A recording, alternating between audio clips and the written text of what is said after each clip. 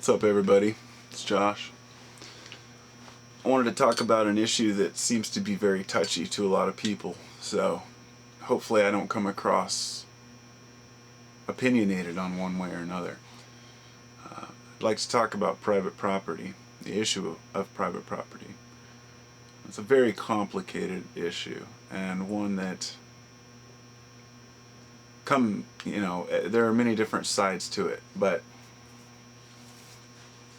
this whole Bundy Ranch thing, which I hadn't heard about until, a few days back when Lobo mentioned it on his video, and I figured, well, if Lobo's interested in this, it must be something worthy, because I know that he's,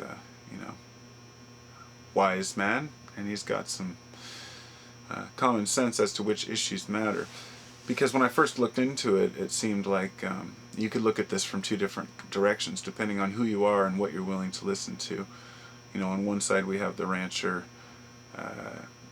Apparently they used Senator Reid used this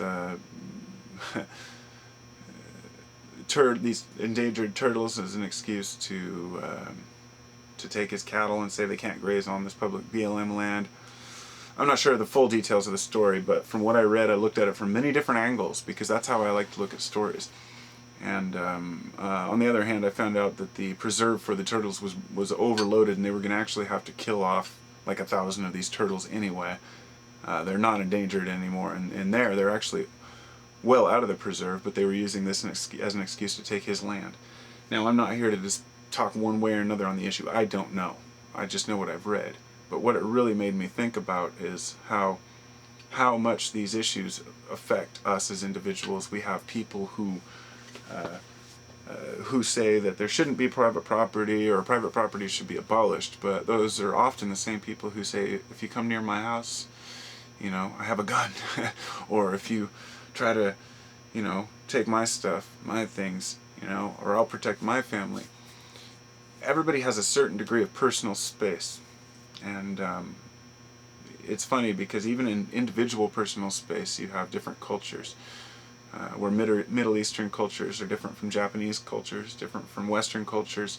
In the distance we stand from one another, whether we handshake or bow, all these different things, but also in how much living space we're willing to accept. And in America, we want our land, and often we just don't realize the complexities of how much this world has changed since our forefathers took on these farmlands. Now, often these are productive lands who are being taken from farmers by companies like Monsanto to produce their nasty GMO corn. But sometimes it's for other reasons. It could be for housing, for development. And all of these things are always opposed by someone. Everyone always opposes development. But at the same time, often their economy is affected by not having a strong enough economy.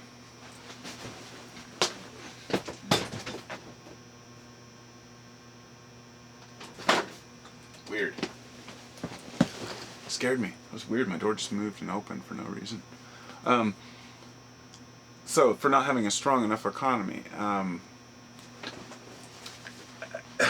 so, where was I? It's important. Private property. Sometimes we need to look at it from multiple sides. What I was saying about the economy thing is sometimes we need more people to move into an area in order for it to survive. And or a tourist attraction, let's say, a tourist town, where that's all they can do is use certain land for certain purposes. It's a very tightly woven system.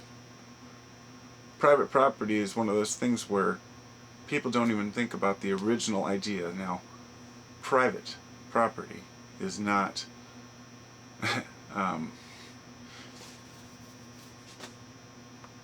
whoever accepted when the first man said, "This is my land," was a fool. But fools have continued to carry this on since then and allow people to take land and claim it as their own. Certain places, like America, where they said, we need people to populate this place, so here, take the land, it's free.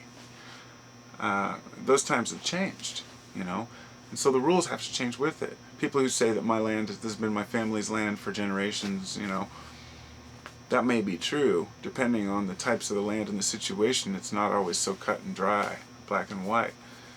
And it makes it really tough for a person to know how far they should go to defend their property. I mean, is it my problem if the neighbor's dog craps in my yard? Yeah, of course, because it's my yard. But is it my yard?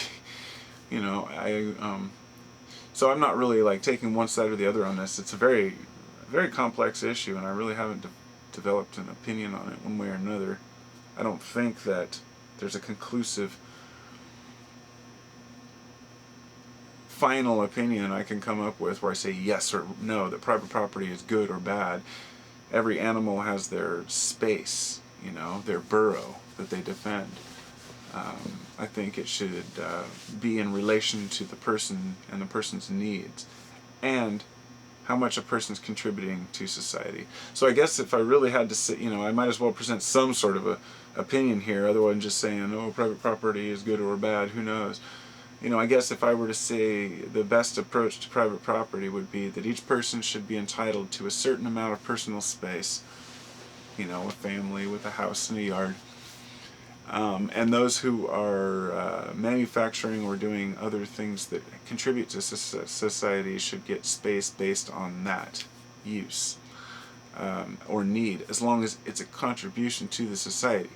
And if it's for them to make profits, then they pay tax on the land, and this is how it works, basically. But it's a little bit it's pretty messed up the way we've got it going right now. But anyway, yeah, I don't know. I don't know what to make of these issues where people lease land and then they have issues with